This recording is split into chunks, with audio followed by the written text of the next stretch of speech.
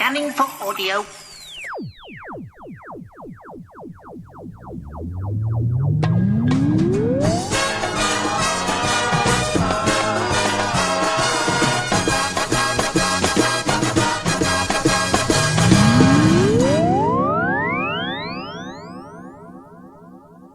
Welcome to another For Your Consideration, where myself and my good friend Luke chat about things that one of us or the other one have brought to us for our consideration.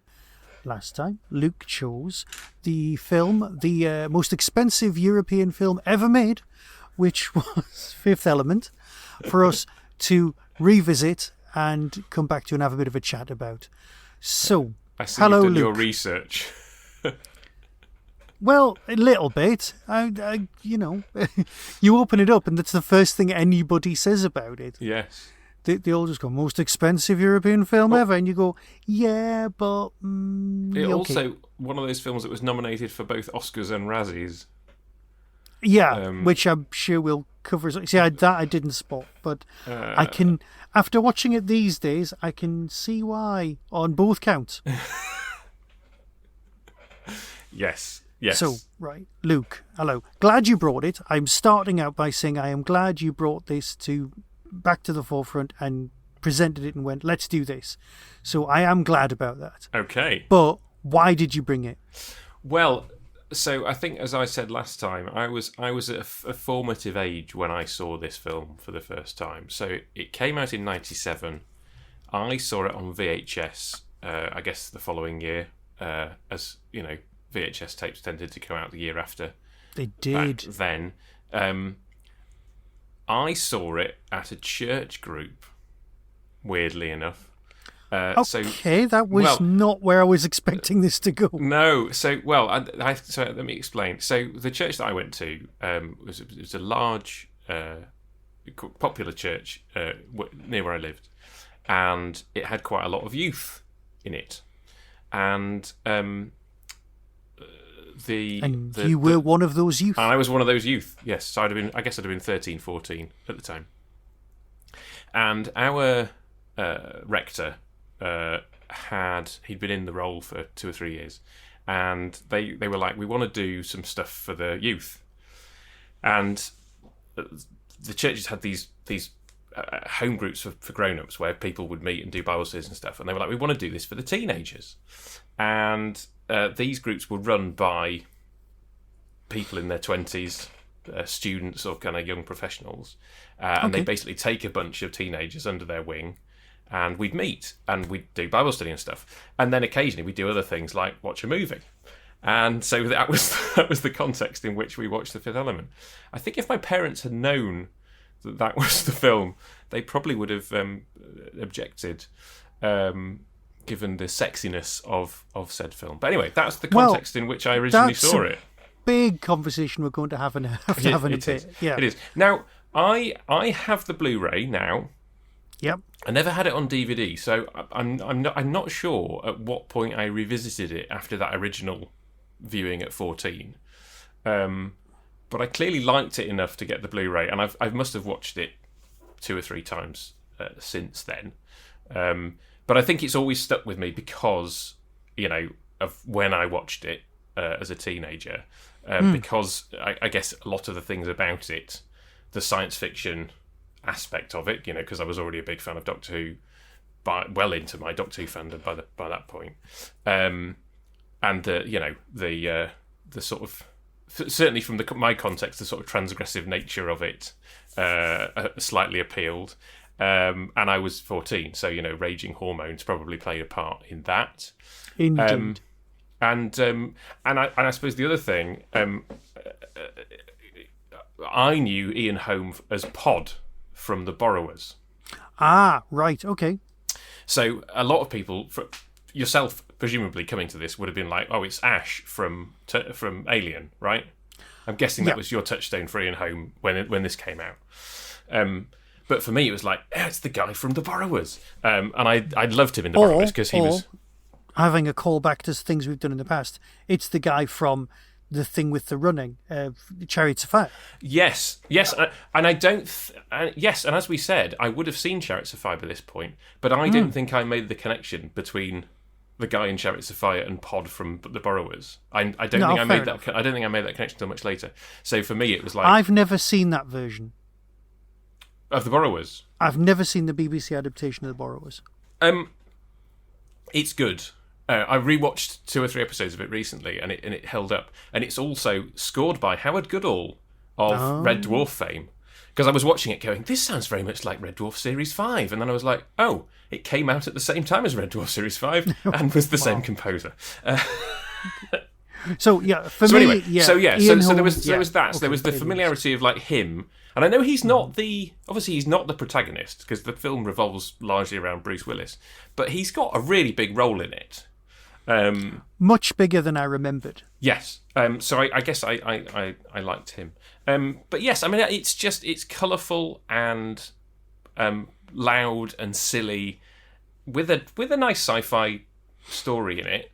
And I guess, I watched it with a bunch of other guys. I think we all liked it. I don't remember much discussion about the film afterwards, but it's just one of the things that stuck with me. I've watched it a few times since. I had the Blu-ray. I thought, let's bring it to Michael, because I didn't know, given the half-generational difference between us, whether you'd seen it and what difference that would have made to your experience of the film. So when did you first come across the film, Michael? I saw it at the cinema. Right. I think, and I've cast my mind back now, I think I saw it with my mate Julie. Now, there'll be a reason I went with my mate Julie, apart from the fact that I'd known her since I was like 12 or something. But we both liked films, and it was just easy, and she lived around the corner, so we would kind of just go. And I think it was either when Virgin Cinema was running a kind of, you get a season pass and you can go as many times as you want over the summer, or, and this is what I think it was, Warner Brothers Cinema, because at night it was free parking and it wasn't too far. Right, so Warner Brothers is what I've got a memory of seeing it at. And I remember seeing it. Now, she would have insisted we saw it because it had Bruce Willis in it. Right. And she'd been a big Moonlighting fan, as was everyone of my age. Although I, of course, like Mr. Pesto, but we'll leave it there because you were supposed to like the other characters. But obviously, I am a Doctor Who fan, and therefore we like the periphery characters in all TV series, never the people who you're supposed to like. Anyway, she was a Bruce Willis fan. We'd go and see it for that reason. And it's sci-fi, always good to see another slightly different sci-fi film. So now I'm thinking it's around the same time, possibly, as, was it the Stargate movie around this time? So there was some smattering of sort of fairly expensive sci-fi happening. So Stargate was 94. All right, so that would and be then much earlier. The team that made Stargate then did Independence Day in 96. Right. Okay. The film that did come out around about this time was Men in Black. Ah, yes. And I did see Men in Black at the cinema. Saw it at the cinema. I saw that twice. Yeah. The first time I saw it, and the second time I saw it with my dad in a really bad cinema, and I was violently ill afterwards with the amount of dust that was coming off the chairs. I remember that asthma attack. So I know exactly when I saw the Men in Black, because it was the day after Princess Diana died, and it was a training day from school. So it was right at the... Are you sure that was Men in Black 1? That was the first Men in Black, yeah. Around the...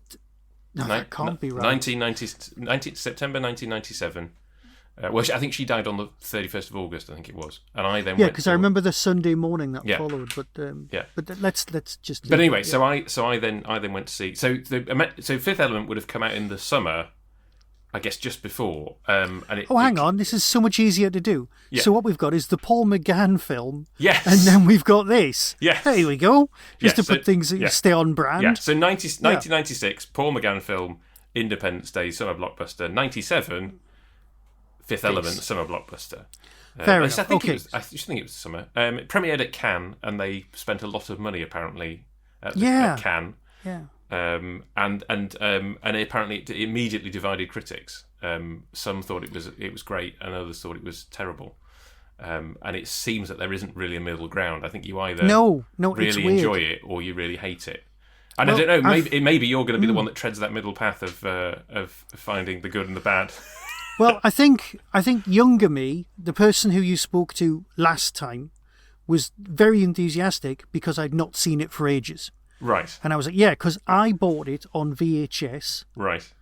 But I never bought it on DVD, like you. Yeah.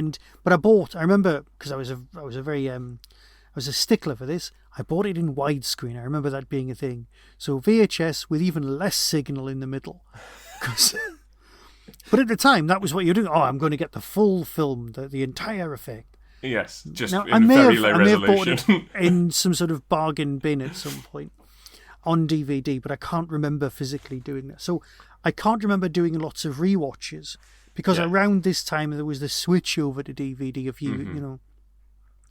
So I was probably rebuying the important stuff, and then anything new I was buying on DVD at that point. So this was the big changeover in format at the time. So I remember enjoying it. I've got some nice memories of it. I remember Milla Jovovich, which I'm probably going to butcher her name, and I do apologise. I think this was the first time I'd seen her. Am I right in thinking she's the main person in like the Resident Evil films? You're not going to know at all, are you? I do. I've never watched apart from a short clip, which was grotesque, of people getting sliced up by lasers in a tunnel. And I was like, I don't want to watch any more of this. But yes, no, she was the face of Resident Evil for quite a while. Yeah. So this is I remember because I did see all of those and played the games to death. So I was aware of her. But I'd seen her in this. Now she's in La Run Lola Run. That is Franca Potente, who then went on to be in The Bourne Identity. Okay. But so similar hair. Similar hair. It's probably what you're thinking. What am I thinking? Oh, they all look the same. That's not what the French actors. Do European actresses all look the same? Probably that's a bad thing to say, but you know. That's fair enough. Okay, so... But she was 19. In this. I'd not she was seen 19 in this, apparently. That's just dodgy, right? Because after this... Oh, hang on. Yes, you're right. I had done my research. Luc Besson... Yeah. Apart... we have to talk about his career in a bit as well. Because that's just weird. Yes. He's doing his career in reverse. Yes. Right? So, he's done... And no, we'll deal with that. But anyway, he's... While this film's being made, he's seeing... according to the research I've done, and I could be wrong, please correct me, the person who is blue and who's a singer in this film, that's who he's in a relationship with. He was married to her. Yeah. They got married when she was 16, and they had a baby straight away, which is dodgy. Even more questionable than where I was going. Yes, okay, and then he left her for Milla Jovovich. Yeah. And they were married for about 18 months before they then divorced. So he's been married 4 times. His most recent marriage seems to have lasted for like 20 years. But yes, he was like 30, I think 33. Not marrying someone who's still in their teens might help. So apparently the film... I haven't seen Leon, but Leon apparently, the whole relationship... Oh, that is a superb film. Yes, but obviously the relationship between Natalie Portman and Jean Reno is based on the relationship between Luc Besson and Maiwan. Oh, that's a shame. I'll never ever watch that. I'm sorry, film that's going to break you. Yeah, and obviously that's where his work with Gary Oldman, and then Gary Oldman gets a film called Nil by Mouth funded by Luc Besson, and then Luc Besson says, "I need you to be the villain in The Fifth Element," and Gary Oldman did it, as he said, to sing for his supper, and Gary Oldman hates The Fifth Element. He did it. Well, I'd read that he'd done it as a favour. He did it as a favour. Yeah, he did it. The quote is, "I was singing for my supper." Because Luc Besson had helped him get this film made, and then he was like, "You need to be the villain in this next picture." Weirdly, this is the second day in a row someone's discussed Nil by Mouth, a film I've never seen. No, I'm a gigantic Kathy Burke fan, and I was watching an interview with her yesterday, and she was talking about that and how it got made and her role in that, and that she became a movie actress and she didn't really want to be a movie star, and I was just like, oh, Kath, because I've got a lot of time for Kathy Burke. So yeah, it's weird that the same film that you'd never think about for years comes up. Yeah. So my go on. So I guess. Well, I don't know. Where do we start with the? Should we talk about the plot? We can talk about other issues that we might have, but okay. I think one of the things that I like about it is that it's got a nice story. It's got a nice sci-fi story. You've got this kind of this priesthood that is preserving this story of this 5,000-year-old or 5,000-year cycle. Evil comes when the black hole is released, and there's this weapon that's been designed by the Mondoshawan. Right, that's a nice setup, and then you kind of have the leap forward 300 years to the 23rd century, and this is when this is going to happen, and then you have to kind of, you know, the weapon has to kind of be reconstituted and brought back, and then you have that really cool idea of she gets shot down on her way back to Earth with the Mondoshawan, and only her hand survives, and they're able to reconstruct her using this special DNA thing. That's how you kind of genuinely wish that had looked like a hand, because it looked like a Mondoshawan armor character. So you were expecting, when it was obviously at the time, you were expecting it to be reconstituted into something that looked that similar shape. The first 5 minutes of this are gorgeous. Yes. They're beautiful to look at, superbly shot. The characterization's lovely. Yeah. The alien design is fabulous. Mm-hmm. And there's issues with the design in the whole thing, because everyone just keeps saying, oh, Jean-Paul Gaultier did all of it. He didn't. Right, he did some costumes, and he did some of the design, but the main designers were my favorite, and were Mobius and another guy. And I've said this 100 times. I so wish I'd not sold my complete Mobius comics, because they were signed by him, and he's no longer with us, and they were limited edition. They were numbered as well. Oh my god! But anyway, his artwork, his designs. I was sat watching this, going, that either Jean-Paul Gaultier's just ripped off an incredibly good French illustrator, or quick, let's look it up on the internet. Oh yes, sorry, he was involved. That's fine then, because those taxis look exactly like something else. That version of Mega City 1. Judge Dredd was around this time as well, wasn't it? Yeah. So I mean, the other thing that I love about it, I mean, because we're scattering all around the place, is the model work. Conversation with me. Is the model work. Yes, like gorgeous. This film kind of fits into that era where they're still working out how to use, or they're still in the sort of fledgling days of CGI, where they must have had all these conversations about, okay, what is the best way to achieve this effect, right? Yeah. So you've got the big wide shots. You've got them using kind of those early particle systems to kind of do the animation for all the cars, because you can't do all the cars in model, but then for all the close-ups of the hero stuff, those are models being kind of chased around. They've obviously built the actual city itself, which is then populated with a combination of models and CG.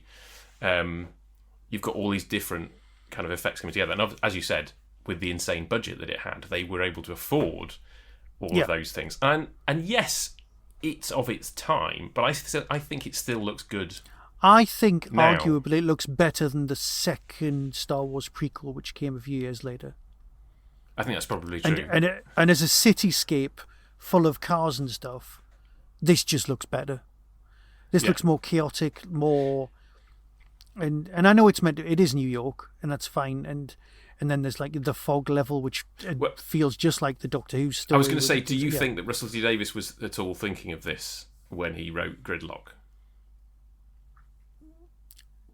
Well, I wouldn't have. I know Russell's a huge fan of 2000 AD, the comic, and that was Mega City 1. Right. Okay. That is the Mega City 1 of the 90s and 80s Judge Dredd comics. It just was. There's no. It looked it's New York. It's the same city. It's the same location. It's the same sprawling metropolis. It's the same absolute chaos. And it's got futuristic police, only they're in cars, this one, instead of like lawgiver bikes. Yes. That are But there is iconic. an interesting, should we say, an interesting relationship with law enforcement and in this and rough justice, I think. Should we say? Well, yeah, exactly, yeah. So it's got its antecedents, yeah. I think there's also just the world building as well. And it's interesting, like Luc Besson has said, he has no interest in making a sequel. And I agree with that. Like, I don't think there's another story to tell. But at the same time, the world was an interesting world in which you could tell other very unrelated stories. The fact that you've got the police come round. It reminded me of Minority Report, actually, where they send in the spiders to kind of scan people's eyes, where they come into the apartment block, and it's like they can use that. Reminded you of what? Minority Report. Oh, Minority Report. Yes. It has that similar scene where there's the cops come in and they're trying to find a specific person in the building. Yeah. Obviously, Minority Report is the little spider things that go in, whereas this is like, we can scan through your door as long as you're, you've put your hands on the yellow circles. There's an element of like, this society is not one in which I would like to live. Right? You wouldn't want to live in this version of the 23rd century, right? And his apartment, on paper, you're like, yeah, that's fine. But all the apartments are really close. They're all close to each other. They're all like hutches. But the bed disappears into the wall. Yeah. But that would be next door. Yeah, exactly. And the shower goes into the ceiling. But that would be, and then there's the fridge. And it's one of those ones where you just kind of just don't think about it. Just yeah. I remember, because I was a stickler for this sort of nonsense, the sort of thing that I would love now. That boat thing that turns up to sell him noodles at the window. Yeah. I think at the time I was just like, oh, that's ridiculous. Why would you do that? And now I'm just like, yeah, that's great. Yeah. I've really kind of embraced the ridiculous technology side of things. Yes. A bit too much. So yeah. So yeah, I get that it's a beautiful bit of world building. And the effects genuinely do stand up. Yeah. I do have, watching it now with my daughter. Yes. There was issues turning up which I couldn't remember happening in the first place. Okay. Right. Okay. For a start, I had a memory of her getting changed and everyone looking the other way. Yeah. Right. And the camera not actually showing the fact that she was getting changed and you could see everything. Right. Right. Also, when they build the body, she's there naked. All right. You're not seeing everything, but you're definitely seeing the top half. And then they put some bandages on. Yeah. And then the perv's like, oh, I'll just take some photographs. So I think... Mm-hmm. It's like, yeah, go on. I think that is part... Well, I don't know, because obviously you saw it at the cinema, so you would have seen it big. I think for me, the fact that I saw it on VHS originally, because I don't remember it being that detailed either, and I think part of that is the fact that I originally saw it on VHS when I was 14, and then it was only as an adult that I saw it on Blu-ray, and then I'm like, oh yeah, actually, there is that detail there. But you having seen it at the cinema, you would have seen it all, right? Because you're watching on a big screen.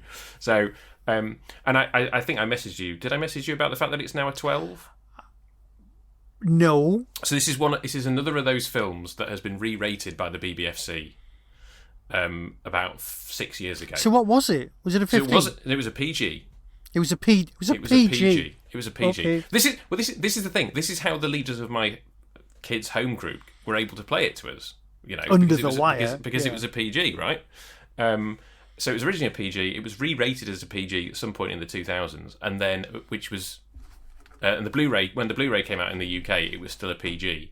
It has since been re-rated, I presume, for streaming about 6 years ago as a 12. And the specific reason given is the implied oral sex scene between Ruby Rod. Yeah, which I've got a lot of issues with, right? Yeah, because that scene with the taking off spaceship, the bit where they're loading it up with fuel, all of that business is just pointless, right?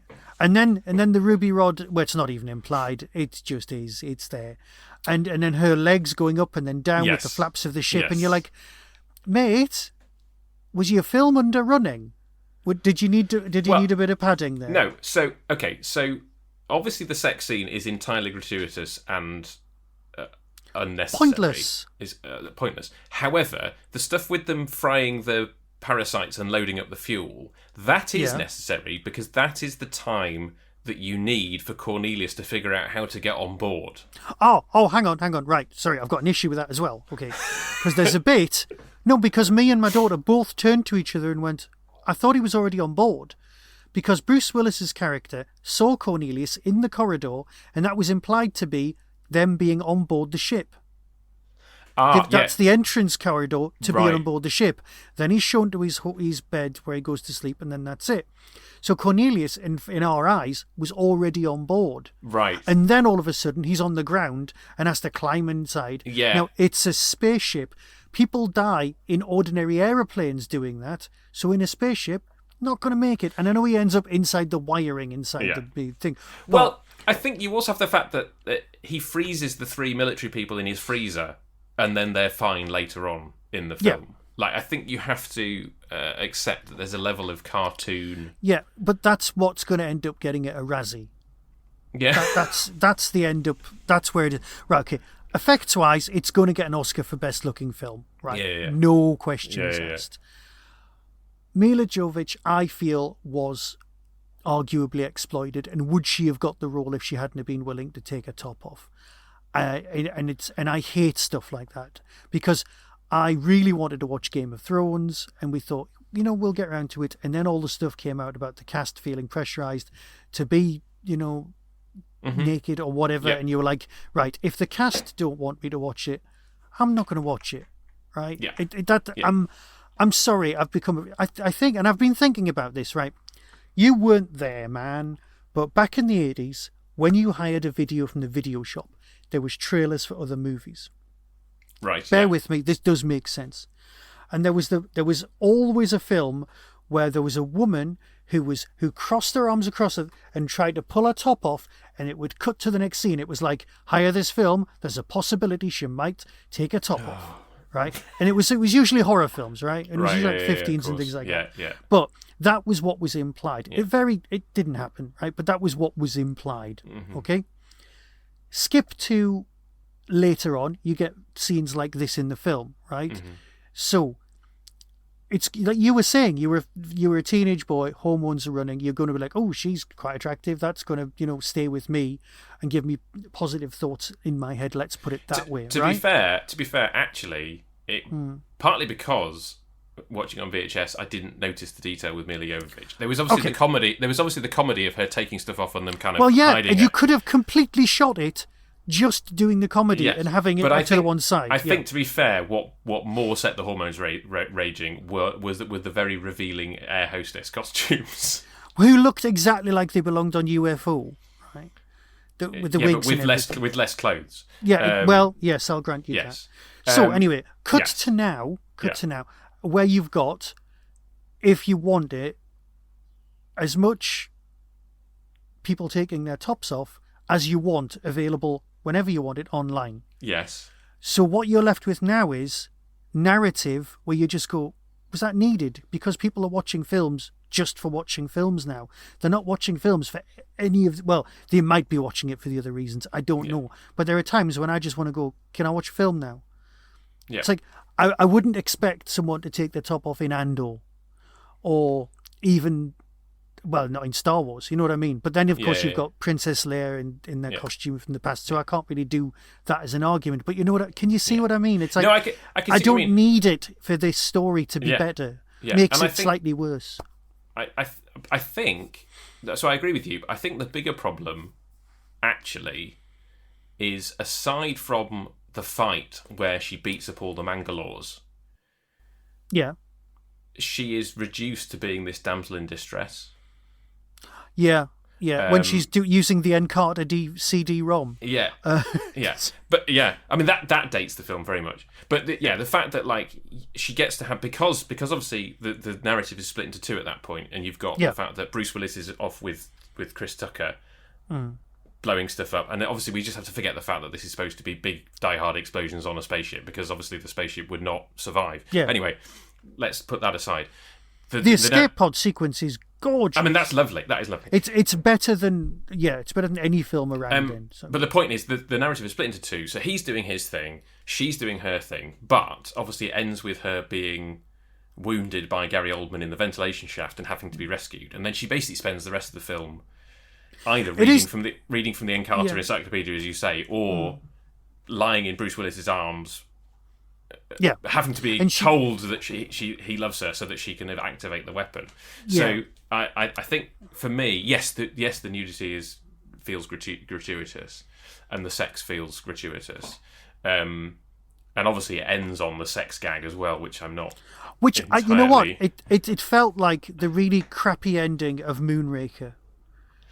Right, yeah. Yeah. And if the camera had just gone in on the tube and then faded to black, that was better. But going to the whole blue close-up of Bruce Willis in a tube, and it's like, can we just cut that there, mate? We don't need it. But it's the fact that Christopher Fairbanks' reaction tells you all you need to know about what's going on inside, right? Yeah. Yeah.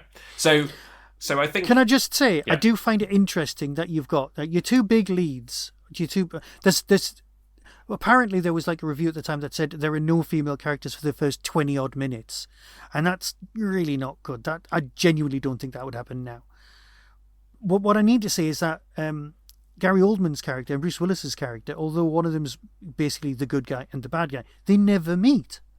They literally almost walk past each other. Yeah, one comes out of a lift, one goes into a lift, but they don't meet. I think one finished filming, and go on. I read that they weren't even filming at the same time. No, I think Bruce Willis had finished before Gary Oldman started. That's incredible. So actually, that going back to what I said about Ian Holm, actually Ian Holm then is then the link between the two, because Ian Holm has plenty of scenes with both of them. Yeah.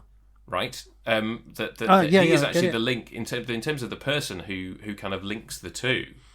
Is him, and so in some ways he is at the heart of the film, which I like, because I love Ian Holm. I don't think I've ever seen him in anything where I haven't loved what he does. No. There's also the fact that there's something weird going on with his eye at the beginning. Oh yeah, I've actually written notes on that. There's a scene where he's talking to like the president of Earth. Yeah. And he's got a bright red eye. Yeah. And you're like, did you not want to wait a few days to see if it got better, or was it worse and this was when it got better? Yeah. I mean, it's fine. So hang on, right? Okay, yeah. I've got issues with Gary Oldman. Okay. Right. So you have to picture. Okay, but carry on in a moment. But do you prefer Gary Oldman or Chris Tucker? Like, who annoys you more? Oh, Chris Tucker's character by far. Apparently, they'd hired Prince. Yes. And the official line is Prince was busy on a tour. I think he read the script and went, I'm not going to do this. I'm not going to be a caricature of myself. Even me and my daughter just went, do you think he's channeling Prince? She went, well, he's not channeling any Prince I've seen, which made sense. Yeah. So Gary Oldman.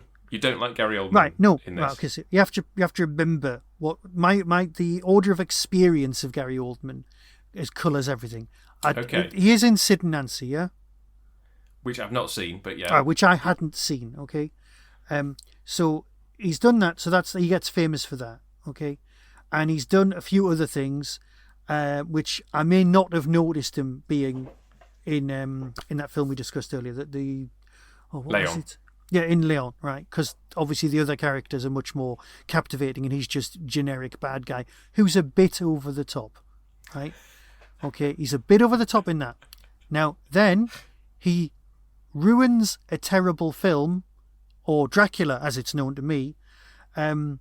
It's bad, and then he's in it being weird, right? So he's weird in Dracula. He's really weird in Lost in Space. So by this point in my life, Lost 2 years ago, Lost in Space was the year after this.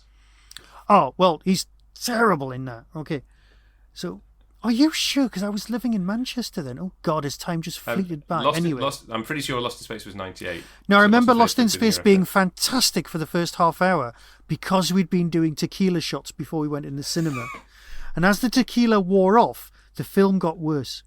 And he was terrible. So I never ever liked Gary Oldman. It was one of those, if he's in a film, I'll just kind of not bother. Oh, interesting. And then I watched Slow Horses. And I'd avoided it for like 3 years. Like I missed the first 3 seasons. Oh, well, there's nothing on. We'll give it a go. Everyone says we'll like it. And he's brilliant in that. Slow Horses is a magnificent piece of TV making. Okay. Hang on a minute. Did you not watch the Christopher Nolan Batman films? No, yeah, I forgot he was. You forgot that he was Commissioner Gordon. I forgot he was Commissioner Gordon. Yeah, I think that's possibly what allowed me to watch these ones. I went, oh, he must have toned it down. I think that was it. But also, my Commissioner Gordon in my head is the one from Gotham, because I really loved the Gotham TV series. Right. And because not just because of Sean Pertwee, it was just very good. So yeah, I've got. But anyway, so yeah, I did what I only saw those 2 or 3 times. Because I suspect that most people hold him in higher regard than you do. Then. Oh yeah, absolutely. But I mean, he was camping a bit weird in this. He was camping a bit weird in lots of other films that I happen to have seen him in. Right. And it was as if he was a caricature, and he'd made money being that, so he never got round to learning how to act properly. And that was from my experience of his films. Yeah. And it was like, oh, every time I saw a bad film that we had him in, I kind of pegged them together, and it wasn't. And then if he was good in a film, I just didn't notice. I mean, I'd have to say that in the same way that I didn't realise that Dustin Hoffman was Hook for years. Yes. I never really thought about this as being Gary Oldman until years later. And I went, oh yeah, it's Gary Oldman. Yeah. Because as I say, I think I wasn't really paying attention to who actors were in this, other than ones I already knew, i.e. Ian Holm. And obviously I didn't. I don't think I had. Well, we'll get to it. We'll get to it later with Spot the Doctor Who actor, but because most of the people who were in Doctor Who after this. The one notable exception, I don't think I'd seen his performances in Classic Who when I saw this, so I definitely didn't make the connection at the time. Yeah. So, right? I guess here's the question. Right? Ask away. Did you come out of the film having enjoyed it, or were the problems just too much? The problems were much bigger than I was expecting. Right. Chris Tucker did a lot of damage. Right. The stewardesses, and the fact that she became such a damsel in distress at the end as well. Yeah. It just didn't feel as good as I remembered it being. Right. And I felt bad about that, because I was like, oh yeah, this is great. And I'm watching it with my daughter going, oh, a little bit embarrassed about this, but and she's like, oh, yeah, it didn't go down as well as it could have. She was like, thanks for making us watch that, Dad. Yeah. I think that's the thing. But it was fine. It was perfectly fine as a film. It made me go, oh, I remembered it being better, but I was watching it going, that was fantastic. The opera scene, I remember at the time not enjoying a huge amount and just thinking, oh, they're just good. Part of that was filmed in London at the National Opera. So I feel that there's a weird moment of direction at the end which slightly spoils it. Right, what is it? Because for the whole performance, the curtains are open. Yeah. And they've clearly blue screened or green screened in the planet that they're flying over, right? Yeah. And the way that it's shot. Oh my God! Sorry. Cut together. It's a holiday world, the Flotsam Angel Paradise. Yeah. That they never land on. It's like flying to Florida. Yeah. Where Disney is, and then going on a Disney cruise. Yeah, exactly. Because they're on a ship in orbit. Exactly. And you're like, have a better time on the planet. But I feel that like that vista behind her is what makes that whole sequence. It is. Oh, and they bothered themselves to put a reflection of the boxes onto the back screen, so you knew it was some sort of glass. So that's a lovely. lesser performance would not have done that. And the fact that you've then got her performance soundtracking Leeloo. Yeah. Intercut, that really, really works. And then at the very end, you cut to a wide shot, the curtains come across, and you're like, oh, I'm in an opera house on Earth. Right? Yeah. Because suddenly the space vista is gone. You've cut to the wide shot, and you're like, you've just with that one shot, you've broken the illusion that we're in space. Mm. And it's the last shot of the performance. I was like, oh, it didn't quite work. And I can see from the rest of it, because they then have a load more scenes with the Mangalores kind of trying to find them. I'm like, okay, I can see why you closed the curtains from a practical point of view, because you didn't want to do any more space shots. Yeah.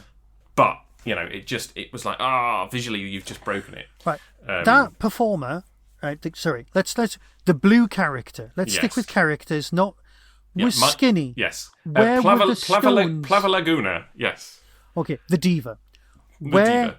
where did the diva have the stones? Inside her 'Cause- tummy. Which was like there was very little tummy. I mean, there's also the kind of weird thing of like, she clearly wasn't planning to get shot, right? The only reason he's able to get the stones out of her is because she's been mortally wounded. Are we thinking that they're in some sort of pouch like a kangaroo? I don't know. I mean, they're covered in Let's- her blood. Let's go with that. They were, Yeah, like, it's weird. surgically It's weird. implanted, It's I like, think. yes, I'm going to smuggle the it's stones weird, in. yeah. It's like smuggling cocaine in condoms in your intestine, right? Isn't it, that people do? And we're going to move on. I just remember seeing, one of those like airport. It was called airport, wasn't it? Can I just say, right? Oh no, right.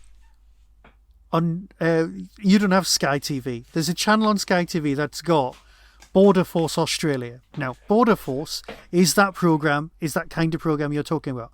Yeah. Border Force is on all the time. All the time. You can find that channel and you'll just put it on and you'll go, oh, it's another Australian Border Force where we're trying not to be racist. However, and then it does that and it's brilliant. So yes, but my favourite one is somebody making a garden gnome out of meth crystals. So that's the ongoing thing in our house. If somebody's trying to smuggle something, they're going, yeah, it's good, but is it a garden gnome made out of meth? Right? Wow. Yeah. Wow. It's a great. Was it just called Airport? It was narrated by John Nettles. I think so. That was That's what it was. Yeah. I think there was an episode where somebody had basically had been in Colombia, probably. Yeah. It might be stereotyped, but I think Colombia had basically And swallowed. it's condoms with other condoms. Swallowed and they swallow them, condoms full of cocaine. Or not swallowed. And it was all this thing of like, it's a really dangerous thing to do because one of those bursts in your intestine and you're dead. Then you're very dead. Yeah. Anyway, so yes, so she's got the stones inside her. I think if that's your only problem with the science in the film, then it's not.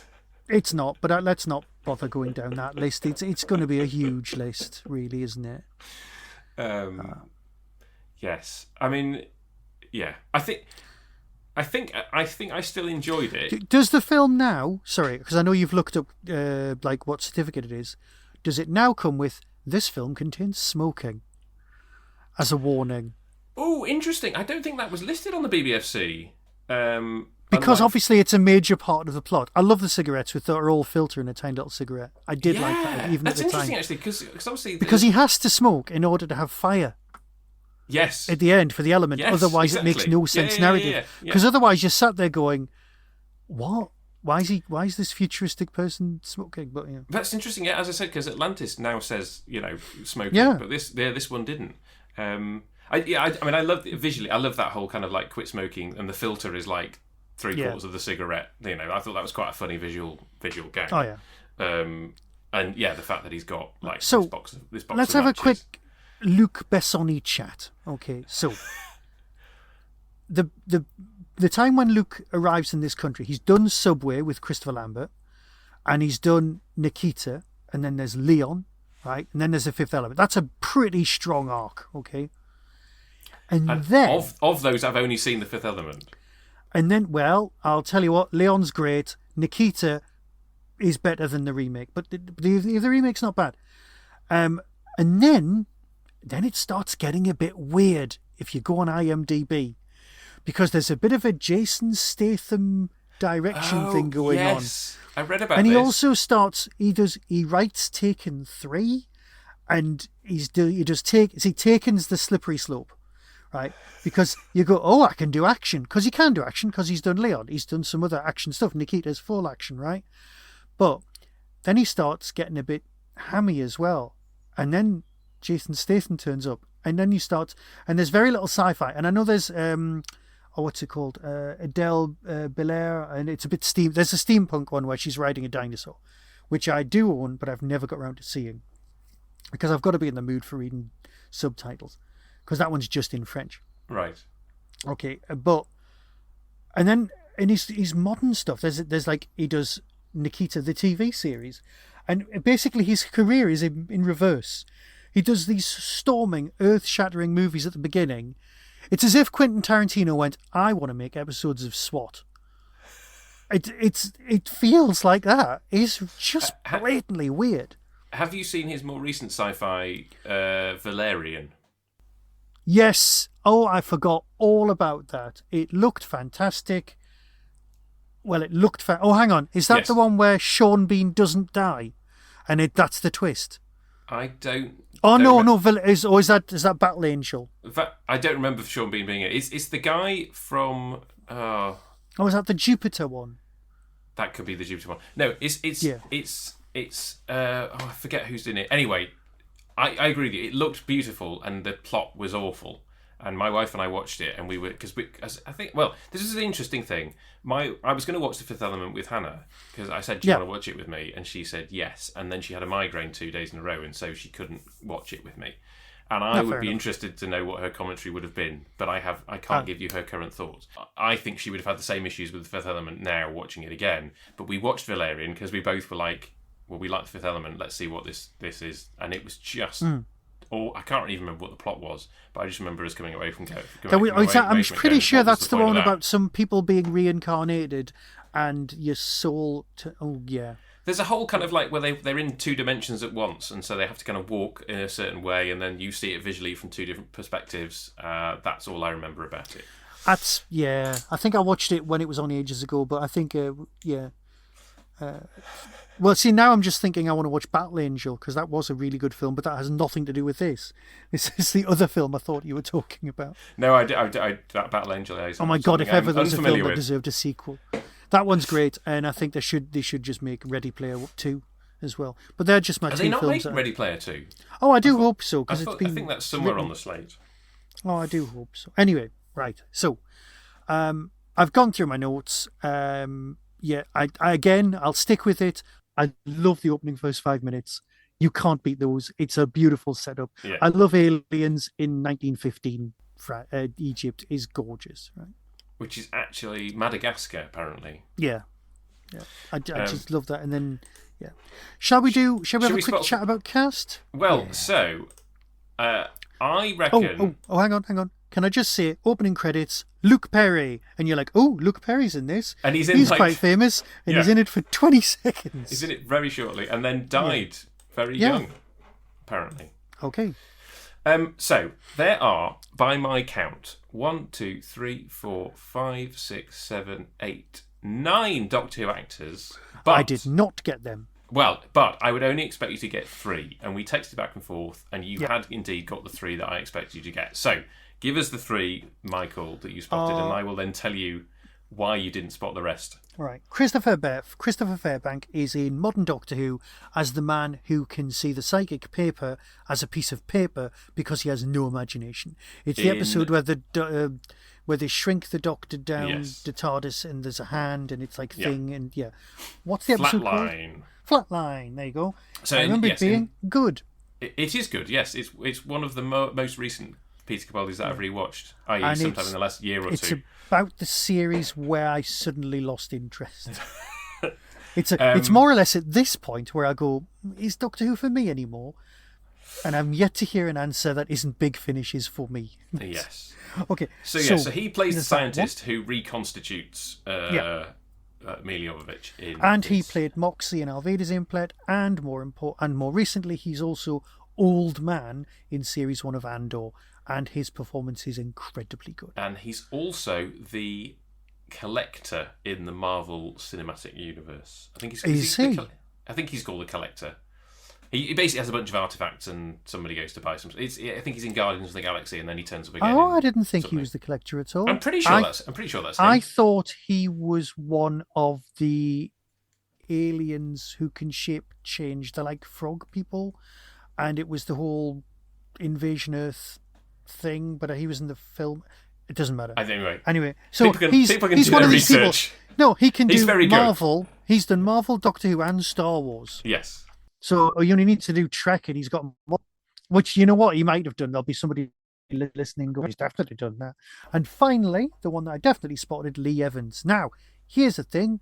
Lee Evans is wearing a sailor costume in this, designed by Jean-Paul Gaultier, which is exactly the same as the one in the Jean-Paul Gaultier perfume advert, because he did one set of designs back in the 90s and went, that's it, I'm done now. Tore off the page in his design book and went, we'll have that one there. Now, I had a love-hate relationship with Lee Evans, and I never really liked him, and then my wife went, you're wrong, and she made me watch some stand-up, and I was wrong. But I don't like the fact that he never came back to Doctor Who. Well, he hasn't done any acting since Doctor Who. Exactly. If you look on IMDb, that's his last acting credit. Because I think he's one of these people that kind of is quite reclusive when he's not doing his stand-up, right? Well, he hasn't done any stand-up he retired from everything. Yeah. But I'm pretty sure he'll come back because the guy's frenetic. He can't help himself. I mean, I think I've only seen short clips of him being bonkers on stage, and I'm just like, that's not my kind of comedy, and so I haven't. No. Well, what you have to do is you have to get through. This is how she explained it to me. You have to get through the first 10 minutes. Right. That's when he's too nervous. He comes out and he's got to get rid of his nervous energy. Right. Once he's past that point, he starts telling actual gags. Right. And then he's hilarious. Okay. Or just watch the Bohemian Rhapsody sketch where he does it mime, and that's enough. Okay. So if you don't like Lee Evans, watch that. You'll like Lee Evans. Okay, that's it. Okay. And then they were the three I've... Oh, no, wait, hang on. We've just done two. Who's the third one?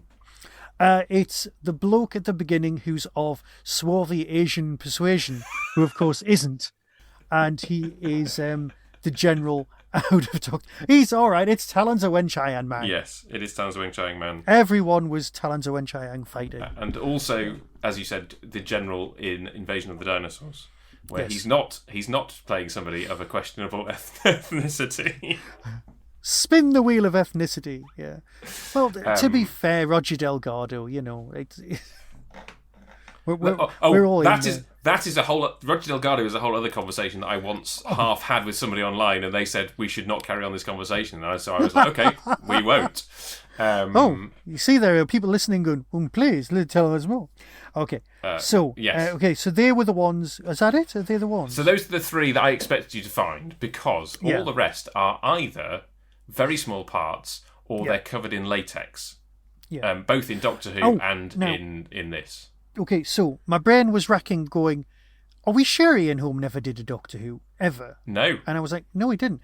And then there was the woman from Lives and Loves of a She-Devil, whose name I always forget, and she's a very good performer.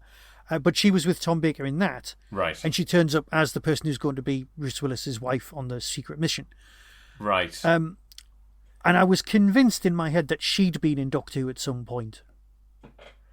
All I can say is that at the time she was in Last of the Summer Wine, which is where I recognised her from. Okay then, right. Anyway, right. And that, ladies and gentlemen, is the difference in our generation and age. There we go. Let's run through them. So, the President's aide, played by Sunita Henry, so the woman who just kind of stands behind him and doesn't say much, played a colonel in Time of the Doctor and got one of those Dalek eye stalks coming out of her head. Ah, yes. Terrible. John Hughes played the head of the military. I don't know which military person he was. He wasn't one of the ones who had much to say. Was apparently an uncredited reporter in Spearhead from Space. So again, that's why you didn't recognise him. Okay. Yeah. Richard Ashton was one of the Mondachiwan. So in those delightful costumes that we talked about, he was the character of Friday in The Empress of Mars. So again, you wouldn't have recognised him. Nope. Alan Rusko was one of the Mangalores. He was later an Auton and a Slovene, and the android. Man in costume replaces man in costume. But then his final appearance in Doctor Who was Andy Stone in The Waters of Mars, the first guy who gets turned into a flood monster. So you did actually get to see him in Doctor Who once with his real face. Then you had Sean Buckley, who was a scientist and a barman in The Wedding of River Song. No guesses as to who he was in either of those. Now, last one, Sonny Caldinez. No information. You know who he is in Doctor Who, though, right? No. Okay, so in this, he was the Emperor Kodar Japhet, and he doesn't. I don't know why he's credited because he doesn't say anything. He's the guy that Chris Tucker points to, and then kind of plays the clip of his daughter in intimate circumstances. Yeah. Okay. Yeah. So he's like in the back of like two shots in the upper scene. So he was Kemmel in The Evil of the Daleks, and he was an ice warrior in all four classic Ice Warrior stories. Got you. Right. I should have known that, and I apologise to everyone listening. Now, we also said there's a Red Dwarf actor who I know that you spotted immediately. You saw him. It's the captain of the Dwarf. He was playing the policeman who got his McDonald's spilt. Yes, who I just thought was hilarious in this. Did you recognise the Professor at the beginning of the film? Yes, he's the bloke from Dawn French thing. Vicar of Dibley. Yeah, he's the man. Yeah, but he was the. He's got the single best scene in the whole of the Vicar of Dibley, because he's the world's most boring man, and he goes on Radio Dibley, right, as a DJ, and everyone's meant to be listening in, and he comes out of the closet as being gay, right, on like local radio, and tells everyone, and it's a beautifully performed scene, right, and the joke is, no one's listening. No one's listening. But he comes in the next day as if everyone was already knowing, and they're all really accepting of him. And he behaves exactly the same as he always has, but he's just happier. Because he now thinks everyone knows. Everyone knows. And it's absolutely the best writing Curtis ever did. Right? It's great. It's a superb piece of... And it's a throwaway. It's hardly in it, but I remember at the time being, oh my God, that's a gorgeous performance. And then the payoff in the next scene is even better. Is just so touching. It's brilliant. He's great. So he was also a regular voice in Fireball XL5. Well, there you go. And he's one of the people that Tony Hancock talks to in the Radio Ham. It always comes back to the Radio Ham. And then the last one we have to talk about is the technician who helps Christopher Fairbank was played by Anthony Chin. And if we go all the way back to the UFO cast, Anthony Chin played Lieutenant Chin in one episode, where in the submarine where he goes a bit mad. There you go, that's Jerry Anderson for you. And then what should we call this character? And then he also what do you call Jeff? Is it Jeff? Let's call this character Jeff. Let's call him Jeff. Yeah. And then he played an alien as well in UFO. Right. So, there's no doubt other people to spot, but those are the ones that... There was, yeah. It's a massive credited cast. It's like over 100 people credited in the cast. It's insane. The captain of the ship at the beginning, the one who launches all the missiles at the planet for no reason, was it, I have my doubts, and he goes, I don't. And then he gets the black ink coming down his head. Yes. He's been in loads of stuff, and I was very, very sure he'd been in Doctor Who. I was, or even Torchwood. I was thoroughly convinced, but I know he was a recurring character in the X-Files. Right. And he was, but I think he also plays, because I am down as Richard Hurndall for 2 minutes. But he does look a bit like Richard Hurndall. Though Richard Hurndall had been dead for like 12 years. Well, there is that. But yeah, he was in the X-Files a lot. Right. Not as he was a kind of, when you thought the cigarette smoking man was dead, he became the new villain. So I have no real experience with the X-Files. I might have to put that on the list, because I did my dissertation on the X-Files. So yeah, well, and it was only at season 3 at the time, because I don't learn. I never learn. Right. Okay. So I'm glad you brought it, and I'm glad I experienced it again. I am. But you're not going to watch it again after this? No, I can't see it happening for a long time. Okay. But that's all right. It's not the end of the world. I've got plenty of other things to watch. My list of things to watch is gigantic. Are you beginning to wish that you had chosen the 1990s TV show set in the 1920s of a comedic bent, which was my other suggestion last time? Which I still haven't worked out what it is. It's fine. We will do that next time. We'll do that next time when it's my choice. Right. What's your choice for next time, Michael? Okay, now I've been humming and ahhing about this. I've almost given this one a few times, and then I've gone, no. The reason is because there's a few films that are so close to your own heart, like you with the Chariots of Fire, that you're like, I don't want to hold this up to the light just in case. Right, just in case it's... But the film is being remade, and it's the 40th anniversary of this film coming out. 1986. And it's Highlander. Oh, okay. Right, it's the original Highlander, because when I saw Highlander 2, I stood up in the cinema and shouted, there should have been only one. And I got a clap. Okay, so we're just watching the first one. We're going to ignore the existence of anything else. Right. including the TV series. I know some people will kick off, but it's just Highlander 1. So I have heard Staggering Stories talk about Highlander every so often in positive terms. Yes. So, yes, and I know that there's only supposed to be one, and it's some kind of like sci-fi sword and sword. I will not spoil it anymore. Okay. Don't look up anything. Just enjoy watching it. Or don't. Either way, it'll give us stuff to chat about. But there is a 4K release coming out quite soon. That's got a massive book, which of course I would love to have read, but I can't. So, but I know. I just it's got a huge whole place in my heart. There's like this. There's Blade Runner. There's a few other films that are just like. Who is the Highlander? Christopher Lambert from Subway with Luc Besson. Does he then turn up in? He's Tarzan. He's Tarzan with Ian Holm. I know the name Christopher Lambert, but I'm not sure what I would have seen him in. Anyway, I'd look him up. There's a chess film he does as well. Okay. But yeah, you might have seen Tarzan with Ian Holm. No, I haven't. Okay, well, he's in that. Are there any Doctor Who actors to spot in Highlander? I don't know. There's a big British cast, but it's mainly New York. But it's one of those. I will have a think, and I will look it up. Off the top of my head, I can't. Oh yes, God, yes, of course. There's at least one, and you'll go. Sorry, there's one, and you'll go. How's she in this? Oh, right? Interesting. Okay. Yeah, because it's a. I think she's got like 2 lines, but you're like, how's she got 2 lines? What's going on here? So when you say she, are we therefore talking a Doctor Who companion? No. Okay. No. A prominent guest star. Yes, she's a prominent guest star, and you'll go right, but you'll know her from everything else in the world. Interesting. Okay. She's done more telly than you can shake a stick at. She's national treasure level. But in this, you're like, whoa, what's going on? Hey, how's she in this?